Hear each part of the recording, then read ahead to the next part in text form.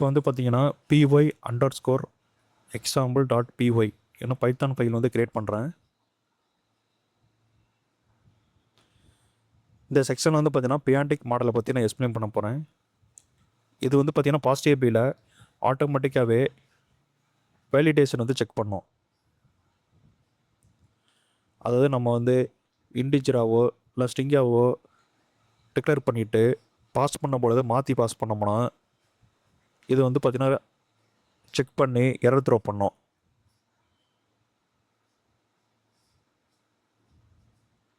இப்போ வந்து நான் வந்து பாஸ்ட் ஏபியை வந்து இம்போர்ட் பண்ண போகிறேன்.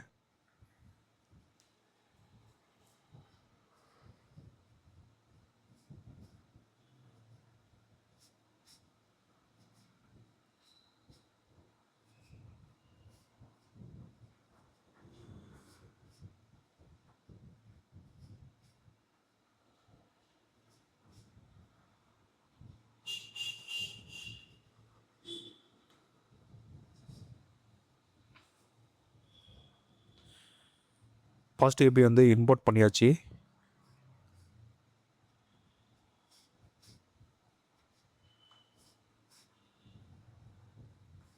இப்போ வந்து பிடாண்டிக் வந்து பார்த்திங்கன்னா நம்ம வந்து இம்போர்ட் பண்ண போகிறோம். அதையும் இம்போர்ட் பண்ணியாச்சு. அதில் வந்து பார்த்திங்கன்னா பேஸ் மாடல்னு ஒரு கிளாஸ் இருக்குது. இதுதான் வேலிடேஷன் பர்பஸ் கொண்டு உள்ளது. இப்போ ஏபிபி ஈக்குவல் டு பாஸ்ட் ஏபின்னு கொடுத்து அதில் பாஸ்ட் ஏபியில் உள்ளதை எல்லாம் ஏபிபியில் வந்து அசைன் பண்ணுறோம். இப்போ நம்ம கிளாஸ் எம்ப்ளாயின்னு ஒரு மாடல் கிளாஸ் க்ரியேட் பண்ணுறேன்.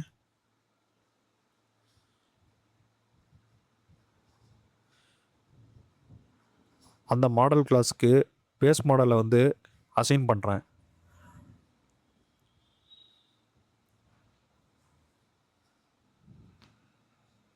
அதில் 3 ப்ராப்பர்ட்டி வந்து டிக்ளேர் பண்ண போகிறேன்.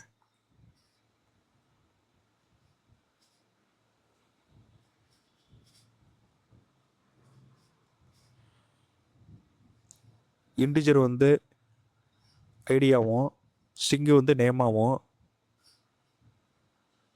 கொடுக்க போகிறேன்.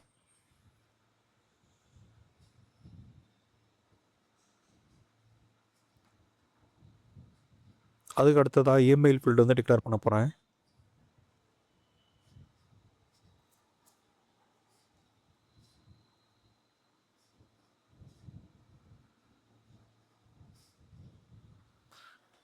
இப்போ அந்த ஏபிஐ மெத்தட் க்ரியேட் பண்ண போகிறேன். அதுக்கு முன்னாடி @app.post என்ன ஒரு ரூட்டிங் வந்து க்ரியேட் பண்ண போகிறேன். இந்த போஸ்ட் மெத்தட் எதுக்காகனா நம்ம வந்து புதுசாக ஏதாவது வேல்யூ சப்மிட் பண்ணும் பொழுது இந்த போஸ்ட் மெத்தட் கொடுக்கணும்.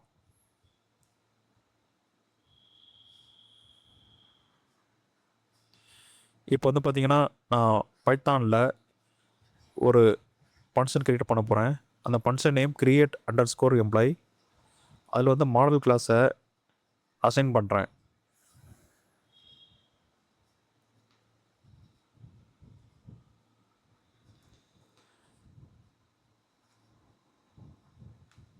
அதற்கு ரிட்டர்ன் டைப் வந்து எழுதிட்டு இருக்கிறேன்.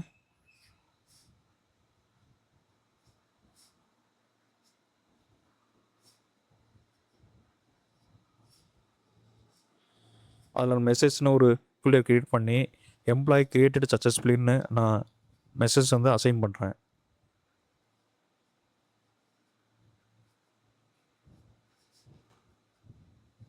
அடுத்து டேட்டாவில் வந்து பார்த்தீங்கன்னா ஏபிஐ ரெஸ்பான்ஸை அசைன் பண்ணுறேன்.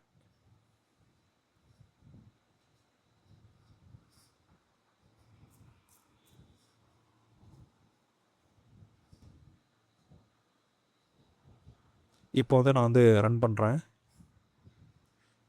யூவிகான்ங்கிறது வந்து ஒரு சர்வர். இந்த யூவிகான் பேஸ் பண்ணி தான் நம்ம இந்த பைத்தானை வந்து ரன் பண்ண முடியும்.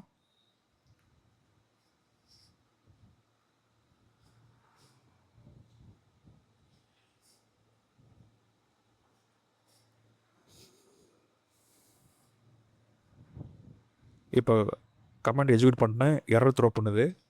ஏன்னா ரீலோடுக்கு முன்னாடி பேஸ் இருக்குது. ஸோ அதனால் எரர் த்ரோ பண்ணுது. பேஸை ரிமூவ் பண்ணால் தான் இந்த கமெண்ட் வந்து எக்ஸிக்யூட் ஆகும். சக்ஸஸ்ஃபுல்லாக எக்ஸிக்யூட் ஆகிடுச்சு. இப்போ வந்து நம்ம வந்து குரோம் ப்ரௌசரில் போய் லோக்கல் கோஸ்ட் 80,000/D நம்ம வந்து எக்ஸிக்யூட் பண்ண போகிறோம். இப்போ வந்து எக்ஸிக்யூட் பண்ண பிறகு அதில் உள்ள வர்ற ரெஸ்பான்ஸை பாருங்கள். அதாவது நம்ம டேட்டா டைப் தப்பாக மாற்றி கொடுத்ததுனால அது வந்து எரர் த்ரோ பண்ணுது. இப்போ வந்து நான் பார்த்தீங்கன்னா நேமுக்கு வந்து கரெக்டான வழி கொடுக்குறேன்,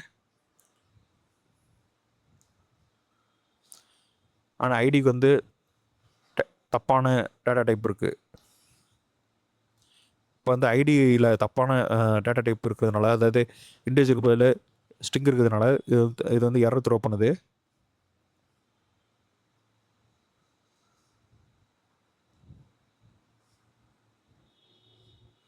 இப்போ அதுக்கான ஐடிக்கும் நான் கரெக்டாக வேல்யூ கொடுத்துட்டேன். கரெக்டான டேட்டா டைப் கொடுத்ததுனால இது வந்து எக்ஸிக்யூட் ஆகிடுச்சு.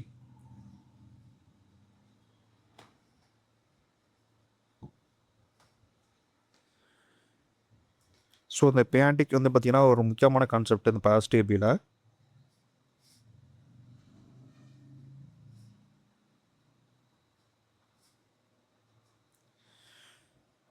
பாசிட்டிவ் ஏபிஐ ஆட்டோமேட்டிக்காக ஜேசன் வந்து ரீட் செய்யும், எம்ப்ளாயி மாடலுக்கு மேப் செய்யும், வேலிடேஷன் செக் செய்யும். இன்டீஜர் நம்ம வந்து ஐடிக்கு பதில் டேட்டா டைப்பை மாற்றி கொடுத்துருந்தாலோ அந்த இதுக்கான ஃபங்க்ஷன் வந்து எக்ஸிக்யூட் ஆகாது, கோடு வந்து ரன் ஆகாது. அதற்கு பதிலாக வந்து பார்த்திங்கன்னா எரர்